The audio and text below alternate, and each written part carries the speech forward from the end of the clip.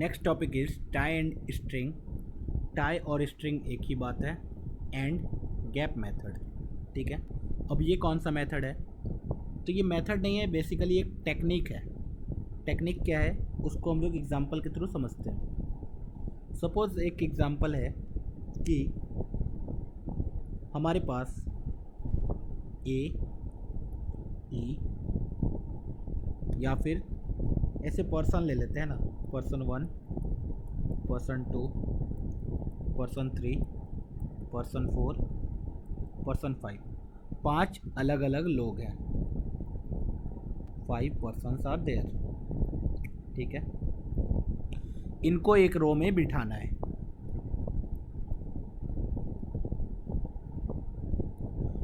एक रो में बिठाना है 5 लोगों को। कंडीशन क्या गया है? कंडीशन इज इन पांचों को इस तरीके से बिठाओ ताकि P1 और P2 ऑलवेज साथ हो। नंबर ऑफ वेज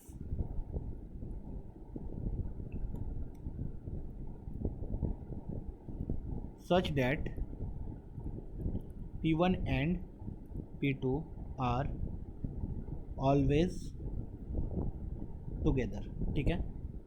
तो क्वेश्चन ने क्या बोला कि 5 सीट है हमारे पास और 5 लोगों को बिठा दो।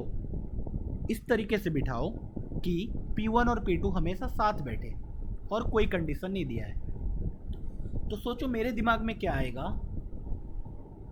कि मैं बोलूँगा P1 और P2 को हमेशा साथ में बिठाना है। एक टेक्निक सोचो, तो मैं P1 और P2 को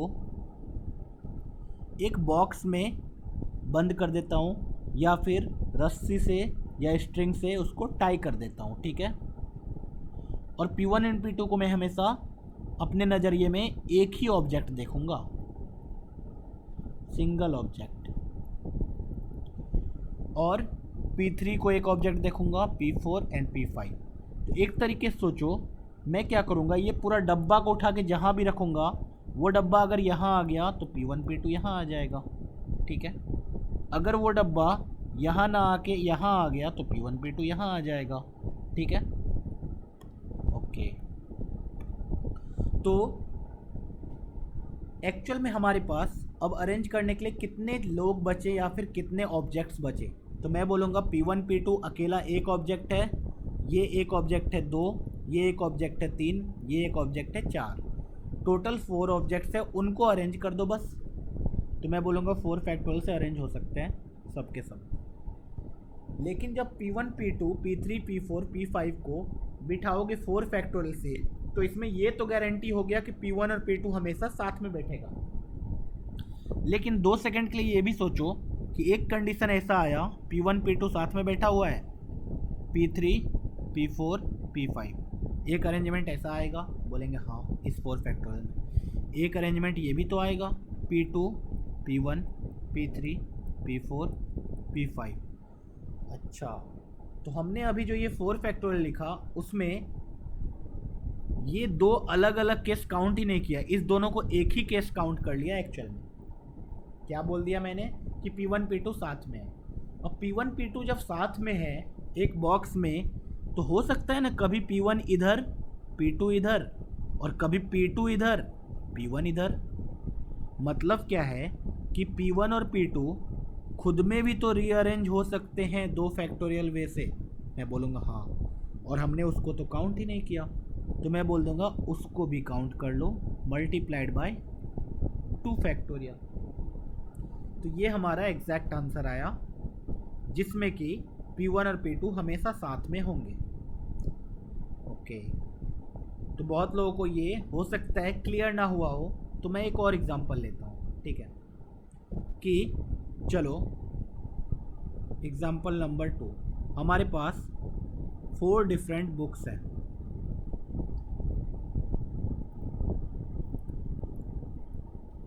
जिनको नंबरिंग कर दिया book 1, book 2, book 3 and book 4, ठीक है।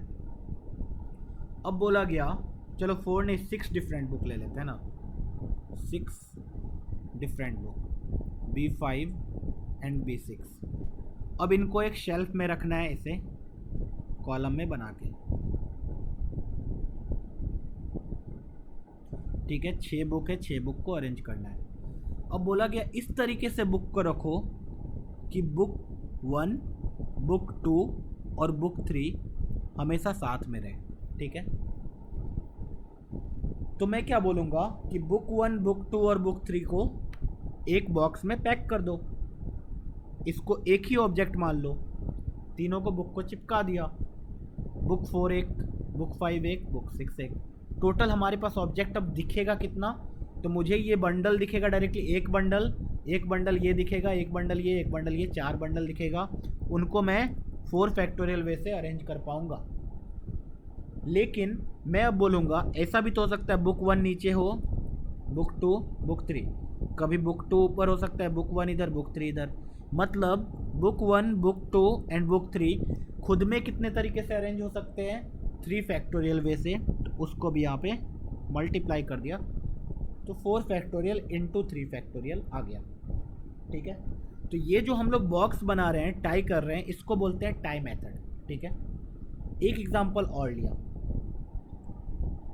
एग्जाम्पल नंबर 3 फिर से वही वाला, person 1, person 2, person 3, person 4, person 5। बोला गया एक हमारे पास बेंच है और इन 5 लोगों को बिठाना है। ठीक है, इस तरीके से बिठाओ कि P1 और P2 कभी भी साथ में ना बैठे, कंसेक्यूटिव ना बैठे। मतलब अगर P1 यहाँ बैठ गया तो यहाँ P2 नहीं बैठ सकता है। इसी तरह अगर P2 यहाँ बैठ गया तो यहाँ P1 नहीं बैठ सकता है। ठीक है, इस तरीके से बिठाओ कि P1 और P2 कभी भी साथ में ना बैठे। ठीक है, तो बताओ नंबर ऑफ वेज कितना होगा? इस टाइम पे हम लोग गैप मेथड यूज़ करेंगे। कैसे बोलेंगे हम लोग बोलेंगे P1 और P2 को साथ में नहीं बिठाना है। ठीक है, तो हमारे पास ये जो बेंच है, एक सेकंड के लिए ऐसे बोल दो कि P1 और P2 को भूल ही जाओ। P1 और P2 को भूल गया, हमने क्या किया, पहले तो P3, P4 और P5 को बिठा लो भाई। P3, P4, P5 कितने लोग हैं? 3। इनको बिठाने का कितना तरीका होगा? 3 फैक्टोरियल। जब 3 फैक्टोरियल से P3, P4 और P5 बैठ जाएंगे, अब हमें क्या बोला है कि P1 और P2 को कभी भी साथ में नहीं बिठाना है। सोचो, हम लोग ये टेक्निक सोचें कि हमारे पास जो भी गैप आया उस गैप में P1 और P2 को बिठा देते हैं। मतलब क्या है, जब P3, P4, P5 बेंच पे बैठे होंगे तो एक गैप इधर बना होगा, एक इधर बना होगा, एक इधर, एक इधर, ये टोटल 4 गैप क्रिएट हुए होंगे। ठीक है, उन 4 में से किसी 2 जगह P1 और P2 को बिठा दिया जाए तो क्या हमेशा P1 और P2 अलग अलग होंगे? बोलेंगे हाँ। कैसे? अगर P1 को सपोज यहाँ बिठा दिया और P2 को यहाँ, तो बीच में कौन आ गया अपने आप? P3। सोचो, P1 को यहाँ बैठा दिया, P3 को यहाँ बैठा दिया, तो बीच में कौन कौन आ गया? P3 एंड P4 दोनों आ गए। P1 को यहाँ बैठाया और P2 को इधर बैठाया, बीच में कौन आ गया? P4, P5 अपने आप आ गया। तो मैंने क्या बोला, फिर से बोल रहा हूँ, P1 और P2 को हमेशा अलग बैठाना था, इसलिए P1 और P2 को छोड़ दिया 2 सेकंड के लिए। मैंने P3, P4, P5 को बिठा दिया 3 फैक्टोरियल से। अब हमारे पास टोटल कितने गैप्स क्रिएट हुए? इमेजिनरी गैप है, 4 गैप्स क्रिएट हुए। 3 लोग बैठेंगे एक लाइन में तो 4 गैप क्रिएट होगा, ये तो कॉमन सेंस है। ठीक है, अब हमें कितने लोगों को इन 4 गैप में बैठाना है? 2 लोगों को। तो एक्चुअल में हमें कितने गैप की ज़रूरत है? 2 गैप की। हमारे पास गैप कितने हैं? 4। तो हमारा सबसे पहला स्टेप क्या होगा?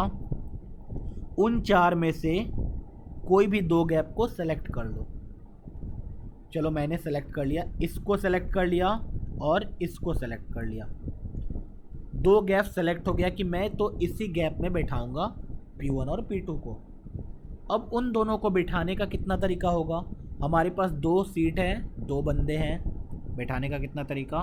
2 फैक्टोरियल। तो इसको मैं लिख रहा हूँ, ये जो 3 फैक्टोरियल था arrangement of P3, P4 and P5। ये था selection of 2 gaps out of 4 gaps created. ठीक है, और ये जो 2 फैक्टोरियल था arrangement of P1 and P2 in selected 2 gaps, ठीक है। तो इससे क्या होगा, हमेशा वो P1 और P2 अलग अलग ही बैठेगा। तो ये था टाई एंड गैप मेथड। एक में क्या था कि हमेशा साथ रखो, एक में क्या था कि हमेशा अलग रखो। तो जब हमेशा साथ रखना होगा तो हम लोग क्या करेंगे, उनको टाई करके एक बंडल में बांध देंगे, और अलग अलग रखना होगा तो हम लोग क्या करेंगे, पहले उनको हटा के बाकी लोगों को बिठा देंगे। बाकी लोगों को बिठाने के बाद जितना गैप क्रिएट होगा उस गैप में हम लोग उनको बिठा देंगे, अपने आप वो लोग अलग अलग बैठ जाएंगे। तो हम लोग स्टेटमेंट लिख लेते हैं कॉन्सेप्ट के फॉर्म में। So the concept is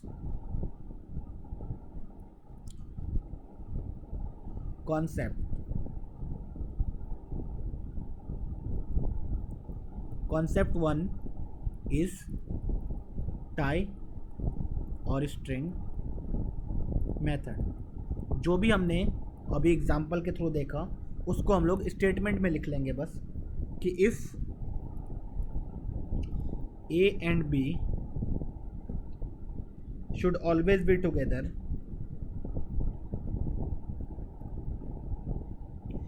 if A and B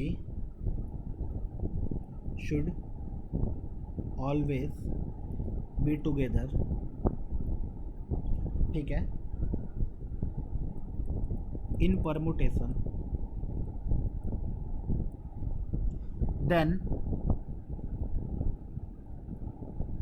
consider them as a single object or as one unit, and permute this unit with other, that is interpermutation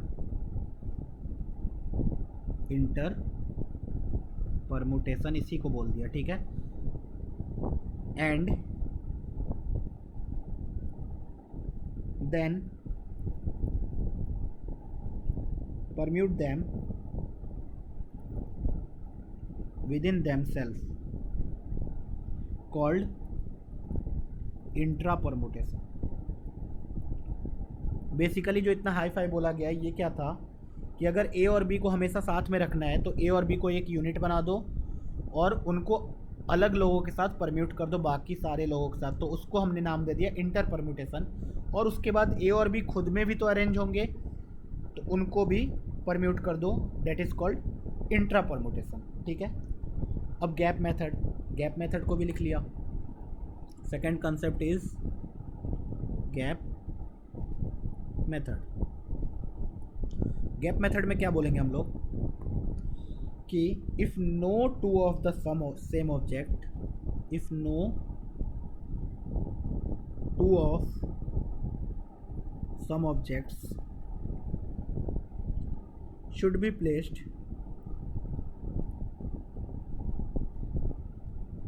together, then क्या करना होगा हमें, सबसे पहले उनको हटा के बाकी को परम्यूट कर दो,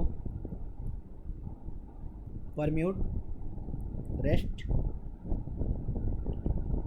एंड बाकी को परम्यूट करने के बाद जो भी गैप बना उनमें से number of required gap select करके इनको परम्यूट कर दो। Then and in created gap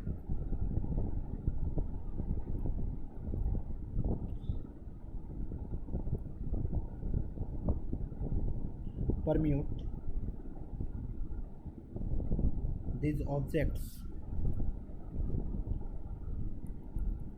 first select required number of gaps, जितना भी गैप का ज़रूरत है हमें पहले हम लोग उसको सेलेक्ट कर लेंगे, उसके बाद उसमें परम्यूट कर देंगे। तो ये था गैप मेथड।